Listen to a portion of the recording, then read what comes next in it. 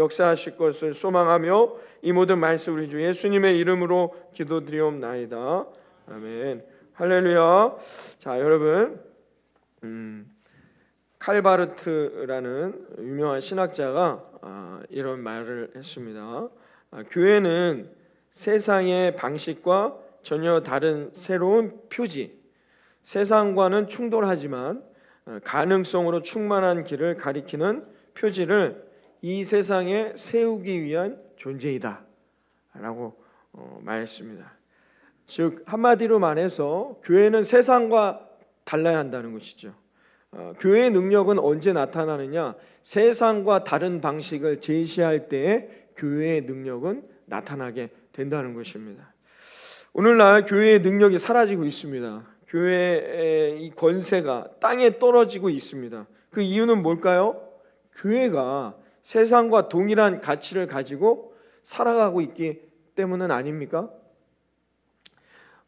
예전에 한국 교회를 대표하는, 지금 은퇴하셨는데요, 어느 신학자분께서 한국을 대표하는 교회 단체가 있는데 그 단체를 향해 해체를 촉구했던 글을 쓴 적이 있습니다.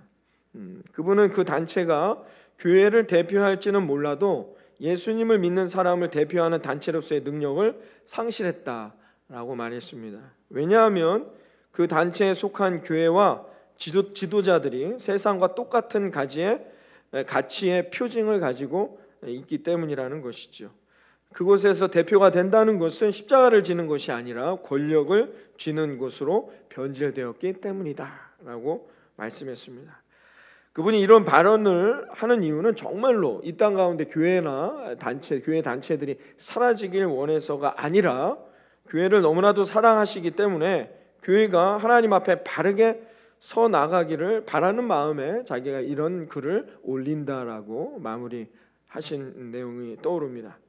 여러분, 사도 요한이 반모섬에서 보았던 환상들을 가지고 교회를 향하여 써내려가는 서신이 오늘 요한계시록의 내용들인데요. 여러분, 이 교회를 향한 이 예수님의 날카로운 지적, 이 날카로운 채찍질은 교회가 망하기 위해서, 교회를 없애기 위해서가 아니라 교회가 회복되고 교회를 너무나도 사랑하시기 때문에 하나님 예수님께서 사도 요한의 입술을 빌어서 우리들에게 전달하고 있는 것이다 라는 겁니다. 그래서 오늘부터 7주 동안 이 요한계시록에 나타난 이 소아시아에 있는 7교회에 보내시는 이 서신들을 통하여서 과연 교회는 어떠해야 하는지 우리 스스로 또 우리 예수님만 구주교회를 자문해 보면서 2022년을 맞이하기를 원합니다. 그리고 우리의 신앙도 점검하면서 우리는 정말 아름답고 복된, 하나님이 기뻐하시는 복된 교회로 지금 나아가고 있는지, 우리 교회도 우리의 신앙과 우리의 삶을 점검해보는 시간을 갖기를 원합니다. 그러면서 이제 이 소아시아 교회, 요한계시록에 기록되어 있는 이 소아시아 교회를 바라보면서 참으로 무거운 마음을 억누를 수가 없습니다. 우리 작년에 신천 권사님들 교육을 할 때 제가 이 소아시아 교회 7교회에 대한 이야기를 함께 나눴고 우리가 사진이나 이런 것들을 통해서 봤지만 여러분 어떠셨습니까? 지금 이 소아시아 교회에 대표되는 아주 대표적인 7교회이죠. 7교회를 보여주고 있는데요. 지금 이 교회들이 남아있는 교회가 있습니까? 흔적도 없어요. 이 지역에 흔적만, 그냥 터만 좀 남아있을 정도지 교회가 반듯하게 세워져 있는 교회가 없다는 것이죠. 우리가 그 사진을 통해서 이렇게 보면서 정말로 아무리 훌륭하고 하나님의 능력과 말씀으로 세워졌다 해도 하나님의 능력과 말씀이 떠나면 교회가 얼마나 비참하고 초라해지게 되는지를 우리가 그 사진들이나 화면들을 보면서 배웠던 적이 있습니다.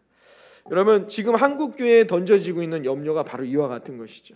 이 한국교회가 지금은 이와 같은 교회들이, 수많은 교회들이 있다 하지만 몇십 년 뒤에, 몇백 년 뒤에 한국 땅에 터도 남지 않을 정도로 없어질 수도 있다는 것입니다. 나중에 가서 우리가 그런 흔적만 남아있는 교회를 바라보는 것은 아닐까라는 마음으로 오늘 이 말씀을 준비하게 되었다는 것입니다.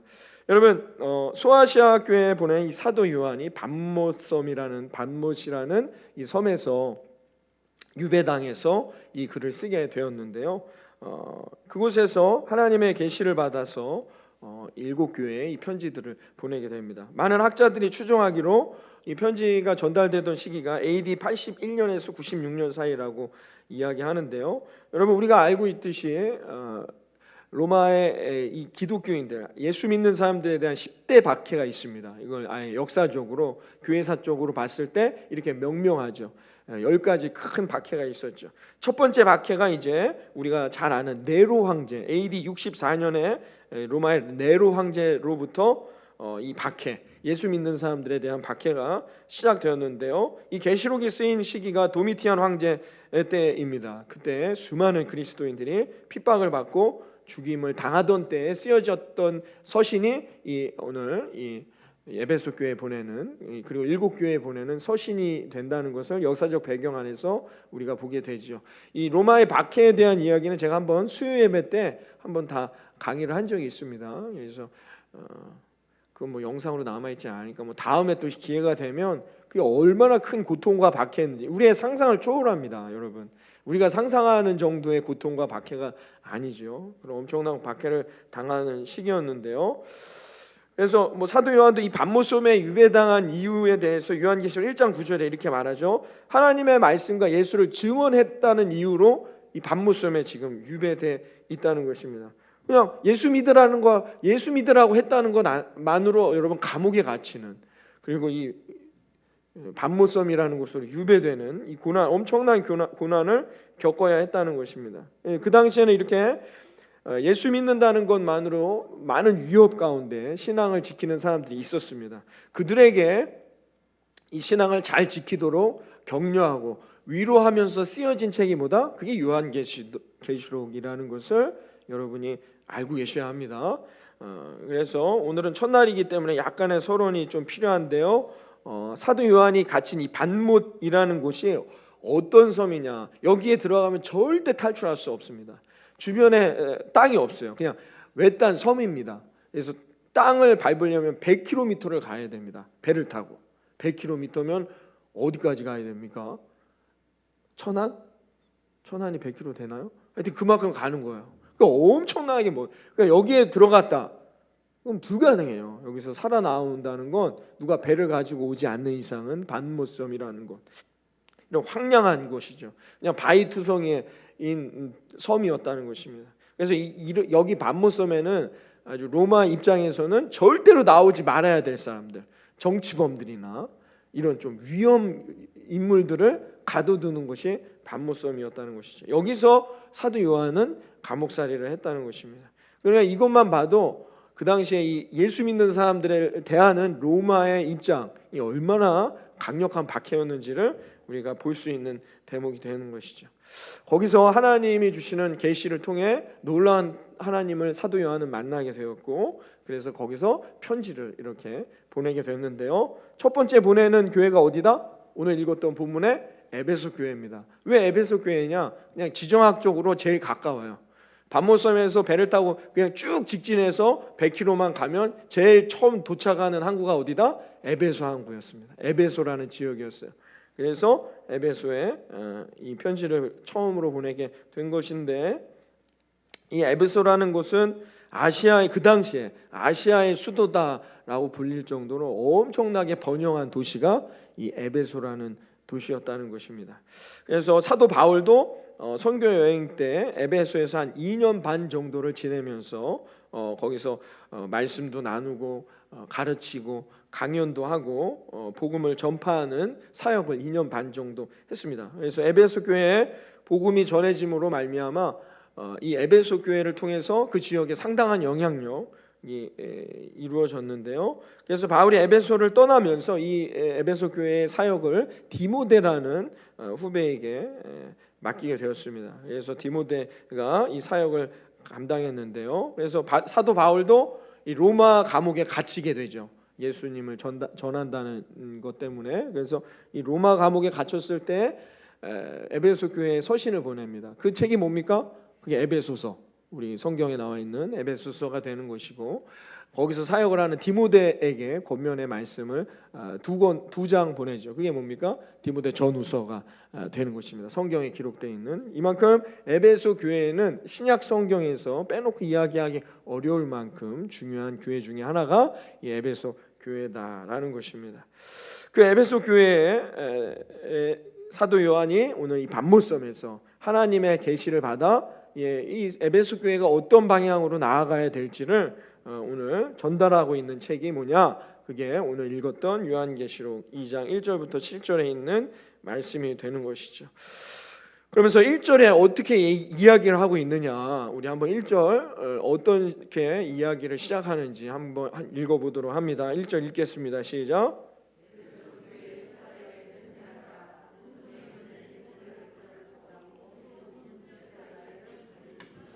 이르시되, 예수님을 소개하고 있습니다. 여러분, 제가 지난주에 말씀드렸지만 7별은 뭐다? 교회를 상징하는 거죠. 7 금초대는 뭡니까? 교회를 상징하는 겁니다. 그러니까 교회를 얘기하는 거죠. 교회를 붙잡고 계신 분이 누구다? 누굽니까? 예수님이다라는 거예요. 오늘 이 본문에서 말하고 있습니다. 그러니까 교회의 주권자는 누구라는 거예요? 예수 그리스도라는 거예요. 교회의 머리는 곧 누구다? 예수 그리스도. 그거를 지금 설명하고 있는 겁니다. 그래서 그 7별을 붙잡고 계신다라고 사도 요한이 표현하고 있는 것이죠. 그 다음에 7 금초대 사이를 어떻게 하신대요? 다니신다는 거예요. 이게 무슨 말입니까? 예수님은 오늘도 어떻게 해요?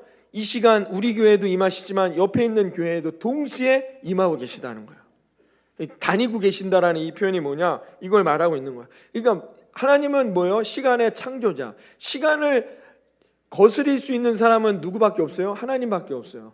우리는 다 이 시간이라는 제한적인 이 상황 안에 존재하는 것뿐입니다. 저나 여러분에게 다 시간은 24시간 주어져 있습니다. 우리에게. 아닙니다, 목사님. 저는 한 25시간을 씁니다 하는 분이 있습니까? 그 1시간 저한테 주시면. 우리는 다 24시간, 이 시간을 벗어나는 존재는 이 땅 가운데 아무도 없습니다. 유일하게 누구만? 하나님만이. 하나님만이 어떻게 해요? 하나님은 지금 이 순간 과거에도 계시고 현재에도 계시고 미래에도 계신 겁니다. 우리가 과거를 어떻게 지나간 시간이라고 생각합니다. 아인슈타인의 상대성 이론이 뭔지 아십니까? 이건 여러분 빛의 속도인 거예요. 우리가 빛의 속도로 가면 과거로 갈 수 있는 거예요. 무슨 말인지 이해가 안 되시죠? 하여튼 그러니까 우리는 그냥 과거는 이제 지나간 거라고 생각하지만 그렇지 않다는 거예요. 이걸 과학자들이 밝혀주고 있는 거죠. 그러니까 지금도 하나님은 어떻게 해요? 과거와 현재와 미래 동시대에 가 계시다는 것입니다. 그렇기 때문에 여기서 금초대 사이를 거니신다라는 이 표현은 뭐냐? 우리의 뭐예요? 주권자. 이 우리뿐만이 아니라 이 세상의 모든 주권자가 누구다? 예수 그리스도. 하나님이시다라는 걸 이렇게 찬양하면서 사도 요한이 오늘 말씀을 시작하고 있다는 것입니다.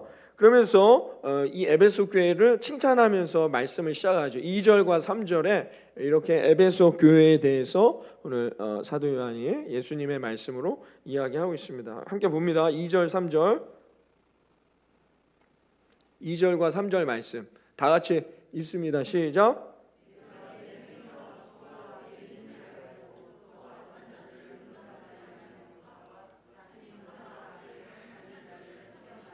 그의 거짓된 것을 내가 드러낸 것과 또 내가 참고 내 이름을 위하여 견디고 게으르지 아니한 것을 아노라 라고 말합니다. 자, 여기서 여러분 에베소 교회를 했던 행위들을 칭찬합니다. 뭐냐면 여러분 그러니까 에베소 교회가 이렇게 나쁜 교회, 실패한 교회는 아니었다는 거예요. 칭찬받을 만한 교회였다는 것입니다.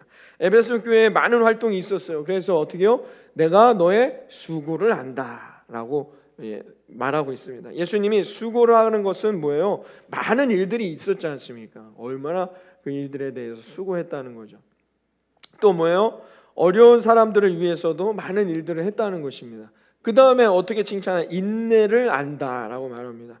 여러분 우리가 박해를 받거나 고난을 받거나 어려움을 당할 때 어떻게 해요? 인내, 견뎌내야 된다는 거예요. 인내를 알고 있다라는 겁니다. 이것만으로 봤을 때에도 에베소 교회가 얼마나 하나님의 뜻에 합당하게 수고하고 인내하며 그 어려운 순간들을 이겨냈던 복된 교회였는지를 우리가 이해할 수 있는 대목이 되는 것이죠. 여러분 그렇죠. 에베소는 뭐예요? 세상 중심. 그러니까 도시가 발달하고 여러분 세상이 발달할수록 어떻게 해요? 교회의 능력은 힘은 떨어지게 되어 있습니다. 세상이 얼마나 좋은데요. 그러니까 에베소라는 교회 동네도 지역도 어떻게 해요? 발전된 도시이기 때문에 사람들은 다 어디 중심으로? 세상 중심으로 나아갔다는 것이죠. 그런 신앙 생활 상황 가운데 신앙을 지킨다는 거 쉬운 일이 아니었다는 것입니다. 그런 에베소 교회의 상황을 우리가 알 수 있다는 거죠. 그런데 사실 사도 요한이 오늘 말하고자 하는 건 4절이 핵심이었다는 걸 우리가 4절 말씀을 통해 알 수 있다는 겁니다. 앞에 그냥 칭찬 좀 해줘야 돼요. 왜? 책망해야 되니까. 4절을 보십니다. 4절 말씀 다 같이 읽습니다. 시작. 자, 중요한 단어 뭡니까? 그러나입니다. 그러나. 그래서 막 그런 말들이 있지 않습니까? 정치인들의 이야기를 들을 땐 그러나 다음부터 들으면 된다 하잖아요. 정치인들이 막 상대방에 대해서 토론을 할 때 보세요. 막 얘기해요. 그러나 하면 이제 거기서부터가 원래 자기가 말하고 싶은 단락이라는 것을 우리 알 수 있다는 거예요. 그러나라고 시작합니다. 그러나 사도 요한이 이렇게 말하고 있습니다. 에베소 교회를 칭찬하신 이유가 결국은 이 얘기를 하고자 하는 겁니다. 이 4절의 이 책망을 위한 것이죠. 여러분, 이 책망이 뭡니까? 근데 이 에베소 교회가 책망받은 것이 뭐예요? 처음 사랑을 버렸다는 겁니다. 처음 사랑을 버렸다는 겁니다. 여러분, 요즘 이제 2022년을 이렇게 전망하더라고요. 이제 인터넷 제3차 인터넷 전쟁이라는 거죠.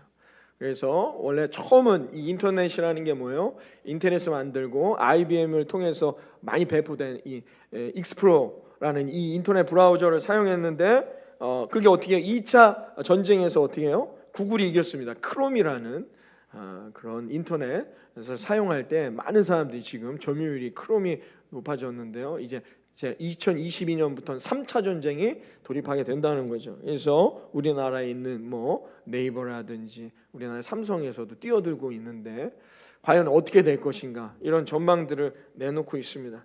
여러분, 예전에는 어떻게요? IBM에서 나온 컴퓨터가 모든 세상의 점유율을 가져갔습니다. 다 IBM 그리고 인텔에서 만든 그 인터넷을 사용했다는 것입니다. 그런데 이 IBM 컴퓨터 회사의 이 인터넷 브라우저를 공급했던 인텔의 앤디 그로브라는 회장이 이 IBM에 대해서 이렇게 평가한 적이 있습니다. IBM은 지속적으로 컴퓨터 업계에서 선두고지를 점령해온 회사이다. IBM 간부들은 이 오랜 세월의 승리에 도취된 채 살아왔다. 시대가 바뀌고 시장이 바뀌었는데도 그들은 제품 개발과 경쟁력 향상에서 과거에 자신들이 쓰던 것과 똑같은 방식을 고집했다라고 말합니다. 여러분, 요즘에 여러분 노트북이나 여러분 컴퓨터 뭘 쓰십니까? IBM 걸 쓰는 분 있습니까? 앤디 그로브는 IBM에 대한 지적을 정확하게 했습니다. IBM사의 간부들은 자만에 빠져서 세월이 흘렀는데도 옛날 성공했던 기술과 비즈니스적 전략을 수정할 생각을 하지 않았습니다. 그래서 디자인에 혁신적인 변화가 일어나고 있는데도 그 변화에 둔감했고 컴퓨터 안에 하드웨어 프로그래밍, 오퍼레이션의 옛날 방식을 택했는데도 PC 판매의 주류를 차지하는 도매상과 소매상들에게 아주 교만한 자세를 취함으로 어느 순간부터 시장은 IBM으로부터 등을 돌리게 되었습니다. 1986년 미국 포춘지에 선정한 제1위의 그룹이었던 이 IBM은 7년 만인 1993년에는 206위로 추락하는 회사가 되었다는 것입니다. 여러분, 이처럼 타성은 대단히 무서운 것입니다. 지금은 여러분 자동차 업계가 다 전기차로 뛰어들고 있습니다. 변화하지 않으면 살아남지 않습니다. 여러분, 노키아라는 핸드폰 회사 아십니까? 이제 다 없어진, 옛날엔 그 유명했고 모든 점유율을 따라잡았는데 어떻게요? 변화에 발맞추지 않으면 도태되는 거예요. 타성에 젖는다는 건 무서운 것입니다. 현재에 안주하며 타성화하는 전략, 이거는 엄청난 위기를 가져오는 겁니다. 이제 모든 자동차 산업도 어떻게 해요? 전기차에 뛰어들어야만이 승부를 보는 시대로 가고 있다는 것입니다. 여러분, 이건 단지 기업에만 해당되는 것은 아니라는 것이죠. 이것은 우리들의 삶의 영역에도 똑같이 적용되는 것입니다. 타성은 여러분 우리들의 영혼을 무너뜨리는 것입니다. 신앙도 마찬가지입니다. 우리도 예전의 신앙에 머물러 있는다면 아무런 변화도 없고 혁신도 없고 기쁨도 없고 열매도 없고 살아가게 된다는 것입니다. 여러분, 지금도 많은 IT 업계에 가장 존경받는 기업이 누굽니까? 스티브 잡스로 꼽히고 있습니다. 왜요? 그는 혁신적인 변화를 가져온 인물이었기 때문이라는 것입니다. 여러분, 우리들의 신앙도 마찬가지입니다. 어떤 사람이 가장 존경받는 신앙인이 될 수 있을까요? 어떤 교회가 가장 존경받는, 사람들이 오고 싶어하는 교회가 될 수 있을까요? 그것은 여러분 어떻게 해요? 하나님과 예수님과의 첫사랑은 유지하되, 하나님과의 사랑은 유지하되 끊임없이 변화하려고 노력하는 교회만이 가능하다는 것입니다. 여러분, 사랑이 왜 진부해지는 것입니까? 사랑은 왜 감격이 없어질까요? 왜 사랑에는 여러분 영원한 사랑, 변치 않는 사랑은 어떤 걸 의미하는 겁니까? 여러분, 한번 사랑하면 그 사랑이 영원히 갑니까? 어떠세요? 우리 결혼을 하셔서 이렇게 오래 사신 우리 어머니 아버님들 계신데, 여러분, 사랑이라는 게 왜 진부해지고 감격이 없느냐? 끊임없이 변화하지 않기 때문이라는 거죠. 바꿔 말해서 여러분, 영원한 사랑, 변치 않는 사랑이란 뭐예요? 그 사랑을 지키기 위해 끊임없이 변화하고 노력해야 한다는 겁니다. 내가 이런 것까지 해야 돼? 그런 마음을 갖고서는 절대로 그 사랑이 오래 유지될 수 없다는 것이죠. 여러분, 예수님은 과거 2000년 전에 이 땅에 오신 분이 아니라 오늘도 저와 여러분과 함께 하시는 분이라는 겁니다. 예수님은 그리고 어떻게 해요? 오늘에만 머물러 계신 분이 아니라 우리의 2022년도 미리 가셔서 우리의 미래를 미리 예비하고 계신 분이란 말입니다.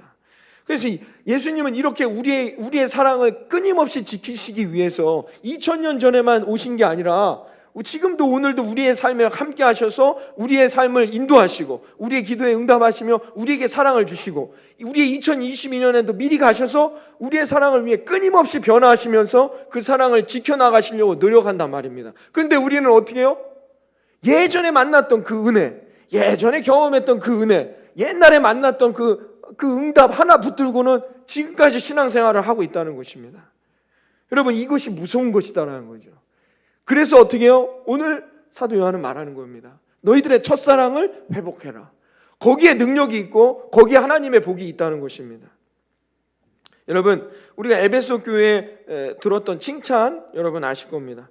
여러분, 당연한 것이죠. 어쩌면 인내하고 수고하는 것들, 크리스찬들에게 있어서 좋은 덕목이 될 수 있습니다. 우리가 믿음을 지키고 내년 한 해에도 수고하며 믿음을 지키기 위해 인내하는 자세가 중요하다는 겁니다. 그런데 어느 순간부터 에베소 교회는 책망받았단 말입니다. 어느 순간부터 이 사랑이 타성에 젖기 시작할 때부터, 옛날 사랑으로만 살아가려고 할 때부터 이들이 어떻게 해요? 예배도 습관이 되어서 예배드리고, 말씀 듣는 것도 습관이 되어서 말씀 듣고, 신앙생활하는 것도 습관이 되어서 신앙생활을 하기 시작할 때부터 책망받기 시작했단 말입니다. 여러분, 이제는 우리가 사랑했기 때문에, 예수님의 사랑을 경험했기 때문에 일어나는 일들이 아니라 사랑했기 때문에 그 일들이 기대하고 소망하면서 나타나는 그런 인생으로 나아가야 한다는 것입니다. 여러분, 그렇게 하지 않고 옛 사랑, 옛날에 경험했던 사랑에만 붙잡혀 있으면 우리는 껍질만 남게 되는 거예요. 겉으로는 신앙생활을 하는 그리스도인, 목사, 장로, 권사, 집사의 신앙생활을 하고 있지만 그 안에는 뭐예요? 전혀 세상과 달라는 게 하나도 없는 그런 우리들의 이 내면만이 남게 된다는 것입니다. 모양은 있으나 마음은 없는 이 위선적인 그런 신앙생활을 하게 된다는 거예요. 거기에는 어떻게 해요? 능력이 없습니다. 거기에는 어떻게 해요? 하나님의 복이 임할 수가 없다는 것이죠. 어느 순간부터 교회가 위기에 빠졌다라고 말합니다. 그 이유가 뭐냐? 첫사랑을 잃어버렸기 때문이란 말입니다. 여전히 많은 교회들이 옛날 방식을 고수하고 있습니다. 80년, 90년대 정말 하나님이 축복하셔서 들어오는 놀라운 하나님의 역사와 은혜, 그 방식에 취해 있습니다. 새로운 방식, 새로운 변화, 새로운 혁신은 없다는 것이죠. 옛사랑에만 빠져 있다는 겁니다. 이 사랑을 통해서 어디까지 가려고 하는 거냐 말이죠. 여러분, 그러니까 어떻게 해요? 시험 들고 낙심하고 좌절하는 것입니다. 사랑이 없는 일은 뭐예요? 고역입니다. 사랑이 없는 일은 어떻게 해요? 노동이 되는 것이죠. 여러분, 야곱이 한 여자를 취하기 위해서 몇 년 동안 일했습니까? 7년 동안을 노동을 했습니다. 가능합니까? 사랑을 기다리기 때문에 가능한 것이죠. 야곱에게는 그 여인에 대한 사랑의 가치가 그만큼 가치 있는 일이었다는 거예요. 사랑이 없었다면 어떻게 7년을 버팁니까? 7일도 못했을걸요? 교회는 바로 그 사랑의 관계에서 출발해야 한다는 것입니다. 여러분, 교회의 모든 일은 뭐예요? 사랑하기 때문에 시작하는 거예요. 오늘도 여러분 예수 그리스도를 내 마음의 심정으로 만나고 예수님을 사랑하는 마음으로 이 한 주간도 또 2022년도 소망하고 기대하며 달려갈 수 있는 저와 여러분이 되기를 바랍니다. 그런 사랑의 관계가 이루어져 있어야 한다는 것입니다. 여러분, 초대교회 그 당시에 많은 사람들이 박해받았습니다. 왜요? 예수님을 사랑하니까. 예수님을 버릴 수가 없으니까 여러분 박해받은 것이죠. 예수님 그 사랑 하나 때문입니다. 나를 구원하신 예수 그리스도의 십자가의 그 사랑, 너무도 내게 크고도 놀라워. 내가 내 삶에 어떤 문제가 있고 고난이 있고 박해가 와도 내가 이 예수님의 사랑을 버릴 수 없었기 때문에 당한 고통과 고난이었다는 것입니다. 사랑은 놀라운 능력이 있는 것이죠. 그런데 어떻게 해요? 교회가 그 능력을 상실해가고 있다는 거예요. 바꿔 말해, 능력이 사라지고 있다. 교회가 비판받고 세상으로부터 손가락질 당한다는 건 뭐냐? 교회가 사랑을 잃어가고 있다는 것입니다. 제가 결혼 예비학교를 할 때마다 그 과목 가운데 늘 얘기하는 게 있습니다. 사랑은 어느 날 감정을 타고 우리에게 오는 것이죠. 그렇죠? 사랑은 감정으로 시작됩니다.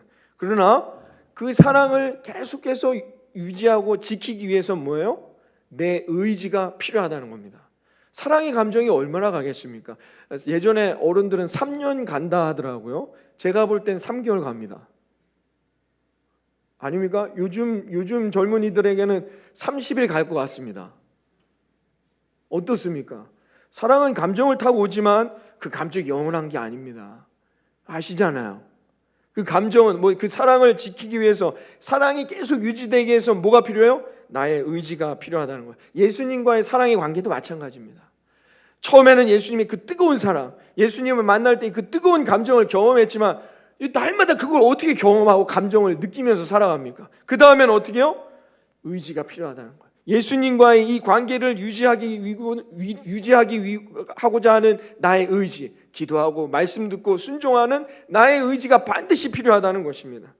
예수님은 끊임없이, 아까도 말씀드렸지만 과거와 현재와 미래, 우리의 삶에 끊임없이 나와 사랑하시고 나와 소통하시고 나와 관계 맺기를 원하십니다. 내가 너 안에, 네가 내 안에.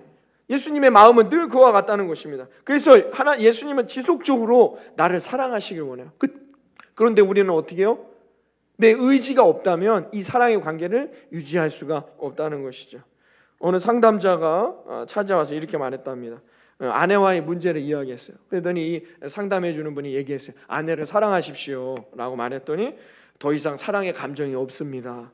그랬더니 그래도 아내를 사랑하셔야 합니다. 그랬더니 이해를 못 하시는군요. 내가 사랑의 감정이 남아있지 않다니까요 라고 이야기했습니다. 그랬더니 사랑의 감정이 없다면 그 때문에라도 아내를 사랑하십시오 라고 말했답니다. 사람이 여러분 사랑이라는 것이 감정만이라고 생각한다면 여러분 기쁠 땐 사랑하지만 내가 기분 나쁠 때는, 나쁜 감정이 있을 땐 사랑하지 않는 겁니까? 그게 무슨 사랑입니까? 여러분 사랑이 여러분 내 의지적 선택이라는 것이 중요합니다. 그래서 어떻게 해요? 사랑은 영원할 수 있는 거예요. 할렐루야. 예수님과의 사랑도 마찬가지입니다. 예수님과의 관계도 마찬가지입니다. 내가 기분 좋을 땐 주님 하다가 기분 나쁠 땐 어떻게 기도도 안 해요. 상처받았다고 교회도 안 나옵니다. 이게 무슨 사랑입니까? 예수님과의 사랑은 영원한 것이죠. 그러기 위해서 반드시 우리의 뭐가 필요하다? 의지가 필요하다는 겁니다. 다음 주부터 시작되는 새벽 예배 때 모두 뵙기를 주님의 이름으로 축원합니다. 의지가 필요합니다. 입술로만 사랑한다 하면 뭡니까? 그건 사랑이 아닌 거예요. 여러분 옛사랑은 버려야 됩니다. 나의 지금 오늘 이 순간 나를 만나시는 예수 그리스도의 사랑을 회복해야 한다는 거예요. 왜 그래요? 왜 그럽니까? 그래야 여러분 교회라는 금초대가 여러분에게 임하기 때문인 거예요. 이 뒤에 가서 얘기 드리겠지만 왜 우리가 이런 신앙생활을 해야 됩니까? 교회는 뭐라고 말씀했어요? 하나님이 금초대래요. 놀라운 가치 있는 거예요. 하나님이 예비하신 7별과 7개의 금초대가 여러분들에게 임하고 충만하게 누려지는 놀라운 2022년이 되시기를 바랍니다. 그러려면 어떻게 해요? 그 사랑을 붙들어야 된다는, 내 의지가 필요하다는 것입니다. 그러므로 가정으로 돌아가셔서 2022년 한 해에도 내 아내를 향한 사랑의 감정이 없습니까? 3년은 무슨 3년 지난 지가 벌써 10년이 지난 것 같은데 3년이 지난 지가 그럼 나는 괜찮나? 의지가 필요합니다. 설거지 하시고 밥도 하시고 휴지도 갖다 음식물 쓰레기도 갖다 버리시고 우리 남자분들 또 뭐야 바닥도 좀 닦으시고 의지가 필요하다는 거예요. 사랑을 지키기 위해서는 나의 노력이 반드시 필요하다는 겁니다. 감정만으로 어떻게 영원한 사랑, 그런 사랑은 이 땅에 있을 수 없다는 것이죠. 여러분, 그래서 어떻게 해요? 주님은 우리에게 말씀했어요. 사랑을 회복해라. 첫사랑을 회복하라는 것입니다.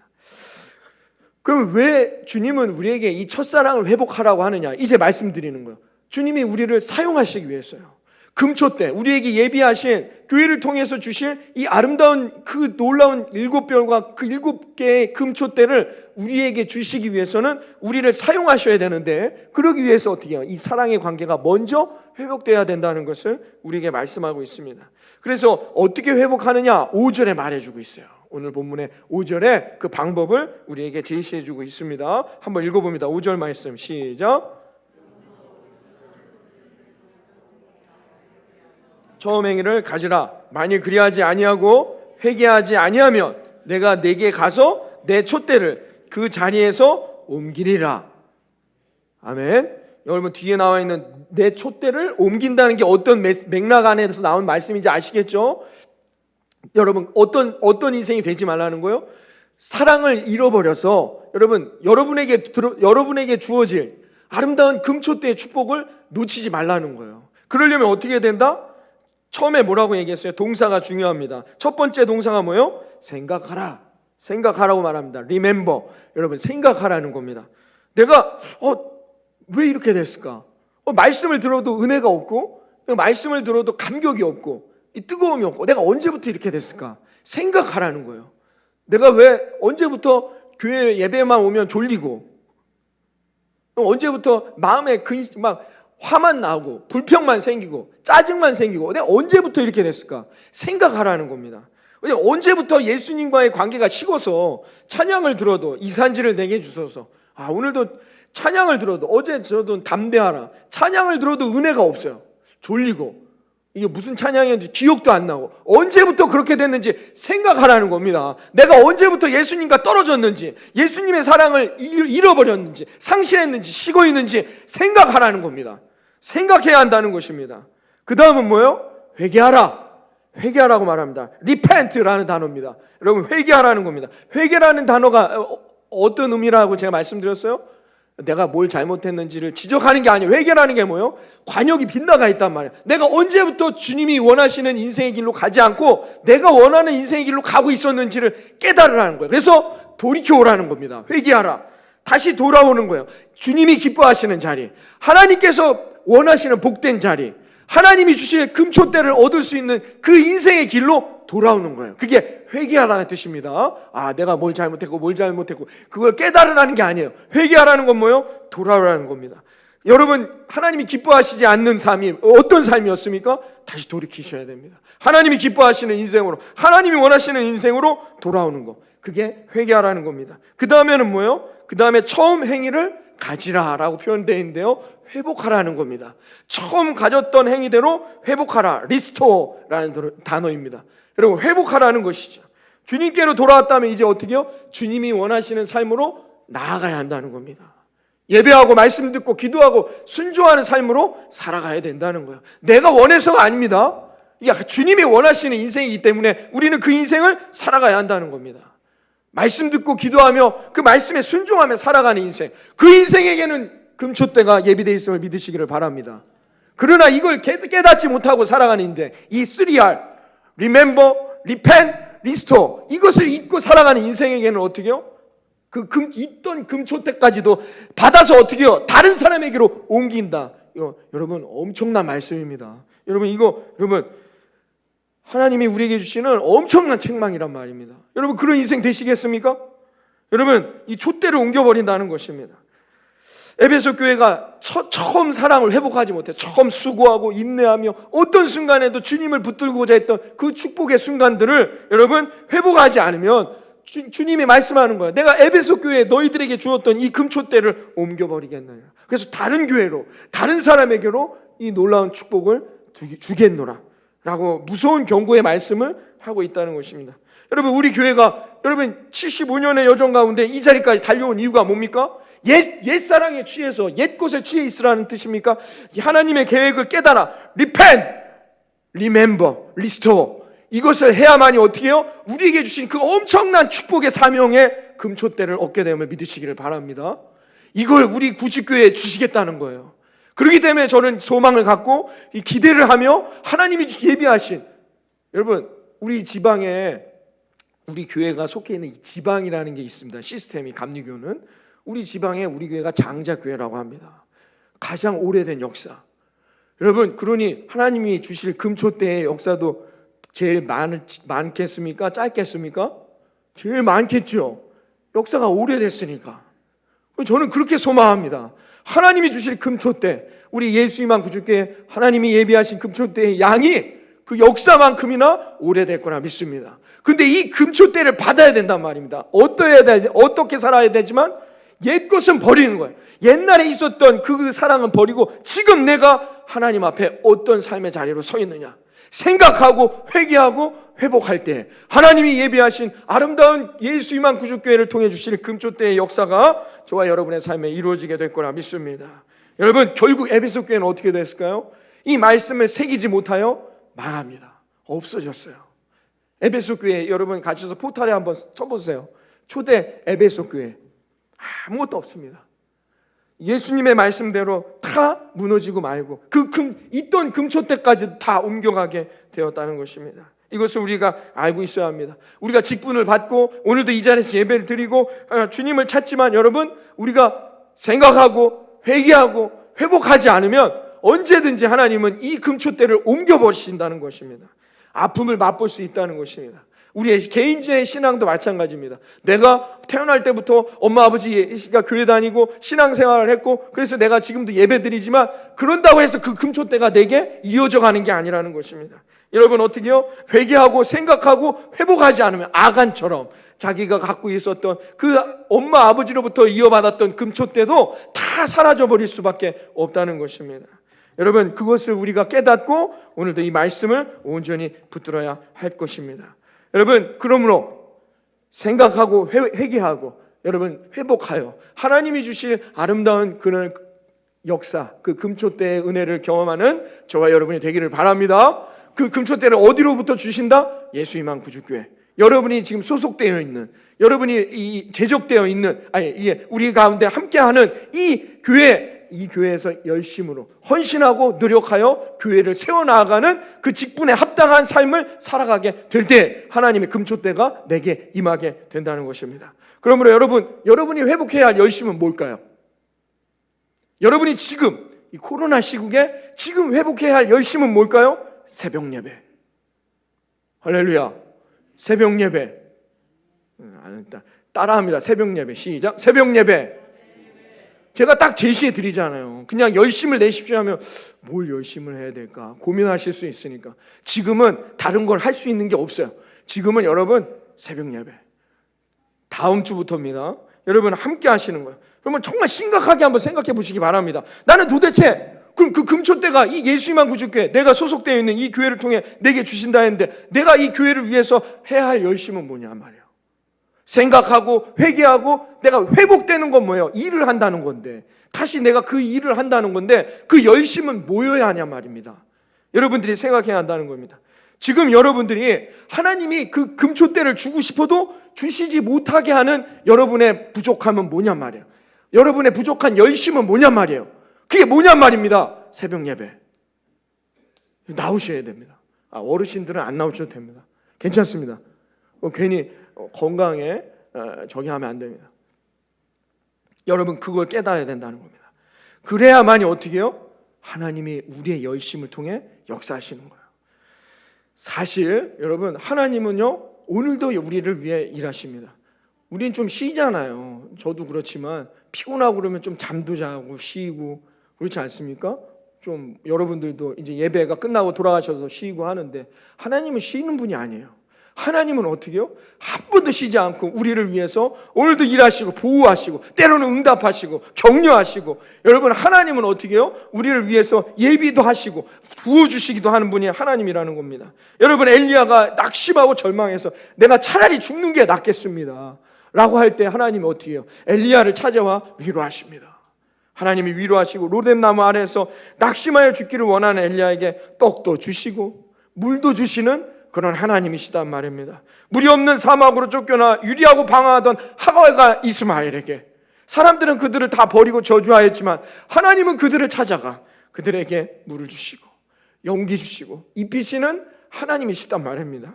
금심상에 절하지 않았다는 이유만으로 풀무불에 빠져서 죽어갈 수밖에 없는 다니엘, 하나님은 그 다니엘을 외면하지 않으시고 극렬히 타는 이 풀무불 안에서도 그를 지키시고 아무런 티 없게 보호하신 하나님이시단 말입니다.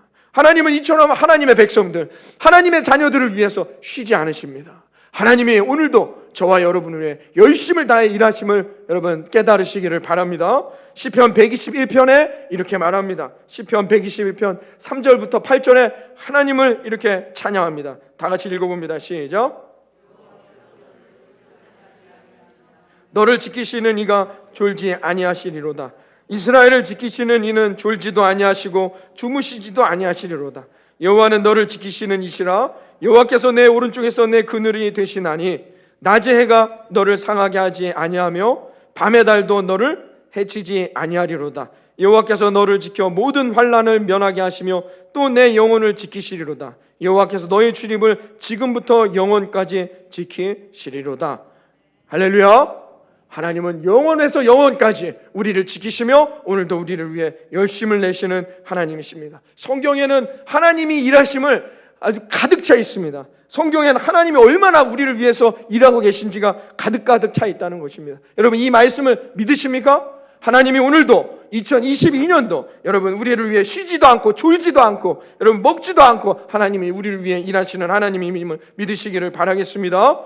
하나님도 그런 하나님이실진데 우리는 하나님을 위해서 얼마나 최선을 다해 열심을 다해 살아가냐 말이죠. 하나님은 그래서 우리에게도 그런 삶을 요구하십니다. 최선을 다하고 열심을 다하는 인생. 하나님은 누구에게 축복하시느냐? 하나님이 누구에게 예비된 금촛대를 주시느냐? 최선을 다하는 사람, 열심을 다하는 사람, 열심을 있게 살아가는 사람에게 하나님이 임하신다는 겁니다. 여러분 요즘에 아주 이슈가 되고 있는 예능이 하나 있더라고요. 꼴을 때리는 여자들이라는 그런 예능이 골대녀라고 있습니다. 여러분 아시는지 모르겠는데 지상파 방송인데 10몇 프로가 넘는 경이적인 기록을 세울 정도로 사람들에게 많은 관심을 갖게 됐다는 거예요. 도대체 뭔데 그러나? 근데 이게 어떤 이제 전문 코미디언, 가수, 어떤 직업군들에 있는 사람들, 모델, 여자분들이 모여가지고 축구하는 얘기입니다. 축구하는 얘기. 이게 왜 그렇게 많은 사람들이 보고 있는가? 제가 한번 그걸 이제 이 유튜브에서 본 적이 있는데요. 진심으로 최선을 다하더라고요. 그리고 여러분 우리 여성분들 축구 안 해본 분들이 거기 막 50대도 있고 막 40대도 있고 20대도 있고 자기 직업이 가수요, 개그맨, 탤런트, 모델 이런 연예인들이에요. 축구 선수들이 아니란 말이에요. 근데 팀을 짜서 이렇게 하는데 못하죠. 못하는데 그거를 한 번이라도 이겨보려고 최선을 다하더라고요. 어떤 모델은 보니까 모델은 뭐예요? 몸이 재산 아닙니까? 근데 보니까 이 연습하다가 넘어지고 다쳐서 이 근육이 터져가지고 다리가 허벅지가 온통 피멍이 들어있더라고요. 연예인들 얼굴이 재산인데 그냥 날라오면 그냥 헤딩하는 거예요. 최선을 다하는. 그러면 일이 없는 것도 아니에요. 자기들이 하는 일들이 있는데 그 일 끝나면 쪼개고 가갖고 그 축구장에 가서 연습을 하는 거예요. 연습을 하고 노력을 하는 거죠. 이거구나. 진심으로 자기에게 주어진 일에 그들이 최선을 다해서 열심으로 하니까 그걸 보는 사람들이 이게 진정으로 느껴지는 거예요. 사람들에게 감동이 와서 사람들이 그 프로그램을 보기 시작하는 거죠. 진심으로. 그냥 처음에는 나와갖고 이렇게 좀 그러다 말겠지 했는데 그게 아니에요. 거기에 참여한 사람들이 진심으로 축구를 대하고 열심히 하니까 최선을 다하는 거예요. 자기들의 일을 하면서도 그 감동이 어떻게 해요? 사람들에게도 느껴지는 겁니다. 여러분, 사람들도 최선을 다하고 열심을 다하는 사람에게 이렇게 감동할진데 하나님은 어떤 하나님이시겠습니까? 하나님을 위해 여러분 최선을 다하고 열심을 다하는 이들에게 하나님이 감동하시고 하나님이 예비하신 아름다운 금초대를 허락하실 거라 믿습니다. 여러분, 하나님은 어떤 사람들을 찾느냐? 여러분, 주님은 어떤 사람들을 찾느냐? 최선을 다하는 사람이에요. 주님이 선택한 제자들을 보세요. 주님이 선택한 제자들이 놀고 먹고 마시며 일하지도 않는 사람들이었습니까? 그렇지 않습니다. 주님이 선택한 그 제자들, 자신의 삶에서 최선을 다하는 사람들이었다는 겁니다. 한가롭게 어디 앉아갖고 노래나 하고 뭐 이야기나 하는 그런 사람들을 예수님이 제자로 선택하지 않았어요. 12명의 몇 명을 보십시오. 베드로와 안드레 어떻게요? 밤새도록 그물을 던지는 사람이에요. 자기의 일에, 자기가 하고 있는 일에 최선을 다한 사람이었단 말입니다. 밤새도록 그물을 던지는 그런 최선을 다하는 사람을 예수님은 자신의 제자로, 복받는 인생으로 부르셨다는 것을 여러분 알고 있습니다. 여러분, 그리고 어떻게요? 찢어진 그물을, 그물을 어떻게요? 집에 들어가지도 않고 깁고 있는 야고보, 그 다음에 요한, 이런 사람들, 최선을 다하는 사람들, 자신의 삶에 그런 사람들을 하나님이 선택하시고 그들을 부르셨다는 것입니다. 여러분, 하나님 앞에 열심을, 최선을 다할 때 하나님이 감동하셔서 저와 여러분의 삶에 2021년 한 해에도 놀라운 축복이 예비되어 있을 거라 믿습니다. 어떤 고양이 나라에 불황이 닥쳤습니다. 고양이들이 이 쥐를 먹어야 되는데 이 불황이 닥쳐서 좀처럼 쥐를 먹을 수 없게 되었어요. 그래서 많은 고양이들이 굶어 죽게 되었습니다. 그런데 한 청년 고양이가 멍멍하는 개소리를 배우게 되었습니다. 그래서 이후부터 이 청년 고양이는 야옹하는 소리를 하지 않고 돌아다닐 때마다 멍멍하고 소리를 내고 돌아다니기 시작했습니다. 그래서 야옹하는 소리만 들으면 막 도망치던 쥐들이 멍멍하니까 어디서 개소리지? 하면서 그 개소리에 귀 기울여 고개를 내밀다가 이 청년 고양이에게 잡아 먹히고 말았던 것입니다. 청년 고양이는 이렇게 솜쉽게 멍멍 소리를 통해서 쥐들을 붙잡아 부자가 되기 시작했습니다. 이 극심한 불경기에 굶어 죽어가는 다른 청년 고양이들 사이에서 아주 이 청년이 돋보이는 청년이 되었습니다. 많은 주위에 이 청년을 따르고자 하는 처녀 고양이들이 몰려들어 이 청년 고양이에게 추파를 던지며 이렇게 물었다고 합니다. 아니, 요즘 같은 불경기에 어떻게 쥐를 이렇게 쉽게 잡을 수 있습니까? 라고 하자 이 청년 고양이가 이렇게 대답했다고 합니다. 요즘 같은 불경기에는 2가지 이상의 언어를 하지 않으면 살아남기 어렵습니다. 라고 했다는 것입니다. 고양이도 어려울 때 2개 국어를 한다는 겁니다. 그래야만이 먹고 살 수 있다는 것이죠. 여러분, 요즘 시대에 우리 사랑하는 여기 청년들도 있고 어린 영혼들이 있는데 요즘 뭐 영어는 기본이잖아요.